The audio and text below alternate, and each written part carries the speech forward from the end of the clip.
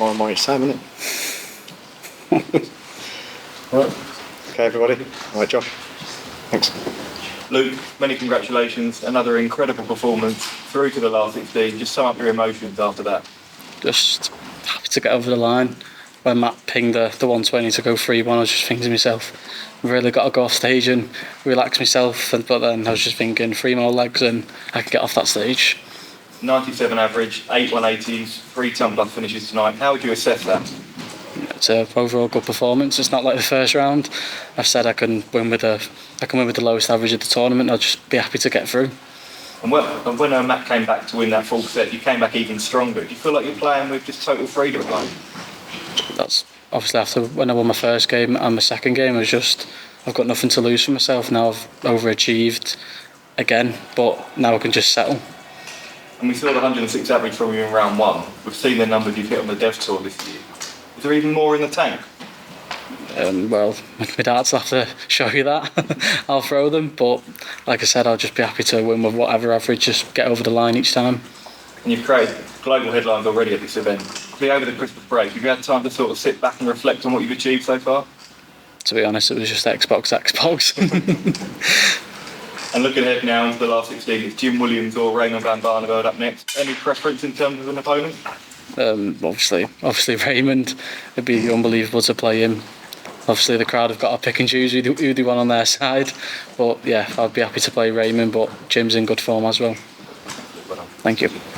Luke, many congratulations. You seem to be a little bit more reserved on the stage tonight. Was that something that you made a conscious decision to do to save energy? Yeah, you did see it in round 2, but that's what I said to myself leading up to the game. If you do go 2-0 up, which I did, Matt didn't win a leg in the first 2 sets, so I just said to myself, calm down, you've still got another 2 sets to play at least. 16 years old, quarterfinals of the World Championships. Are you daring to dream yet? Well, my game is there, but I can even settle even more. Obviously, Jim or Raymond next, but I'm just happy. That little quarter of the draw you're in, there's some huge names in there. Raymond, that you've obviously spoken about, Gezi, Gary Anderson. What would it be like to play one of them and potentially beat one of them on that stage? Just if Raymond does beat Jim Williams, it'll be unbelievable to play him, and then win or lose against either of them. I'm still happy coming out of the Worlds of the last 16, but I'd love to go a few more games in. Many congratulations. Thank you. Luke, how are you finding the format? Because I assume you haven't played many of these wrong formats too much in your career.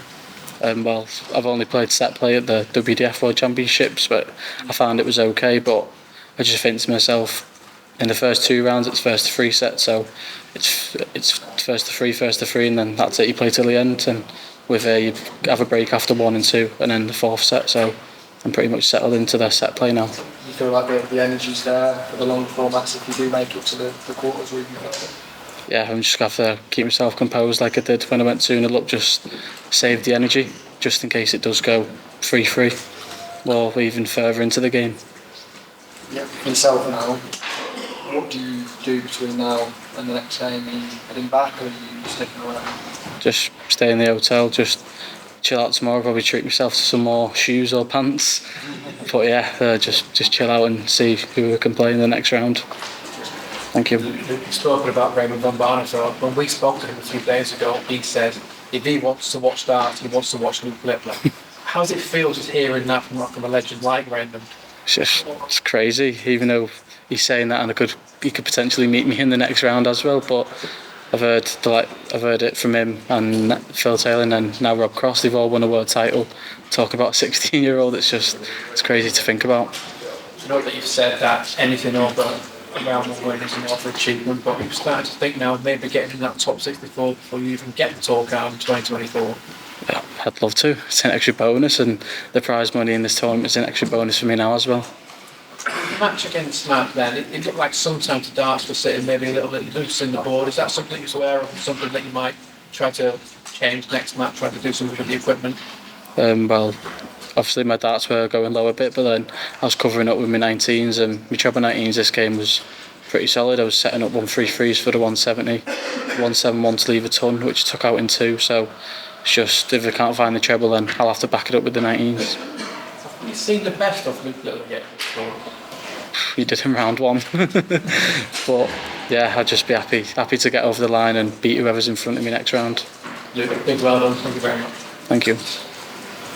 Speaking of match with Matt Campbell, you didn't go off the stage in break 1 and break 2. Is it your normal practice, or did you just feel in this game that you have to keep your hand warm? In the first game against Christian Kist and the second game against Andrew, I stayed on the stage and just had a little practice, so I didn't want to change anything. And then in the fourth set, when we had the third break, I just went off to have a drink and come back on stage prepared for the next set. Thank you. Thank you.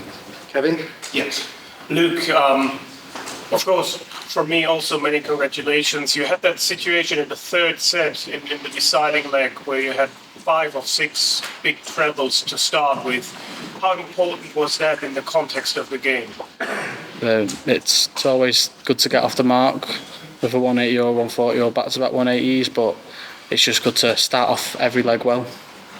Did you have a highlight in that match, maybe the 164 in the 5th set or something else? Yeah, I think it was the 164, because the leg before that Matt hit 120 to go into to get his first set on the board, so I was just thinking, let's get the set over the line and get the job done. Did you already get used to, well, the big crowds, the stage and so on in that short period? Yeah, the stage is unbelievable. Obviously the crowd are chanting my name, school in the morning, this and that, but it's just unbelievable, and you've got to try and focus while it's all going on.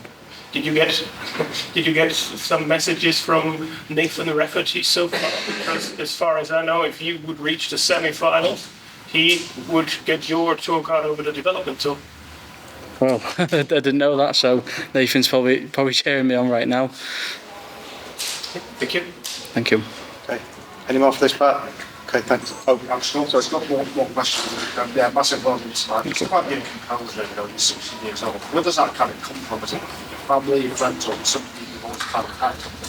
I think it's just I've kind of had it. I've always kept composed, and you seen it against Andrew Gilding when I went 2-0 up and let loads of energy out, and then I come back off. He won the set 3-0, so I think it's more of just composing myself, and when you do win, that's when you can celebrate. Thank you. thanks for just